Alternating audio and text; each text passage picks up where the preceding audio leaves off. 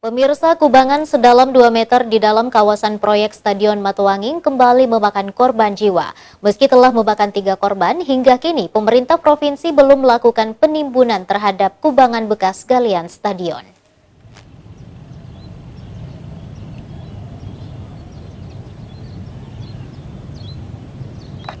Proyek Mandek Matuanging kembali menelan korban jiwa. Tepat setahun setelah meninggalnya 2 anak remaja yang sedang berenang di kubangan Stadion Matuanging, baru-baru ini seorang pemuda bernama Kadi terjatuh di kubangan bekas galian Stadion Matuanging dan tidak dapat menyelamatkan diri hingga harus meninggal dunia di lokasi.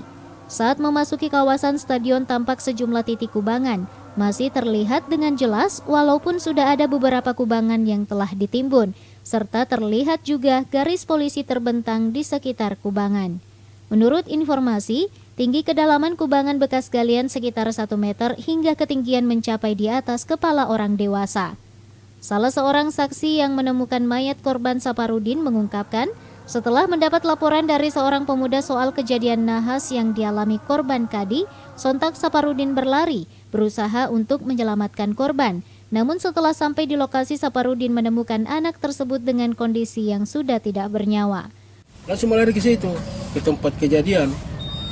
Sampai saya di situ, ada anak-anak 2 di bawah yang tunjukkan lagi saya bawa di sini. Ya, jadi saya turun di air itu, langsung sentuh pakai kaki. Saya bilang, wah ada nih, ini nih. Jadi saya langsung kasih naik pakai kaki saja, baru saya pegang belakang, baru saya minta tolong sama anak, saya bilang angkat kakinya. Jadi angkat sampai di atas. Saya rasa itu orang sampai di atas, saya coba jantungnya, sudah tidak bisa, pegang perut sudah bunyi. Naik kembali ke atas, saya lihat saudaranya dari sana, panggil, saya bilang, kau panggil adikmu itu Sultan. Sudah tidak ada itu. Menurut warga sekitar, di lokasi tempat kejadian tersebut diakui tidak ada penjagaan baik dari Satpol PP maupun masyarakat umum, sehingga orang bebas keluar masuk di kawasan proyek Matuanging. Sementara itu, warga berharap pemerintah segera menimbun semua kubangan agar tidak lagi menelan korban jiwa. Ardi Jaho, Celebes TV.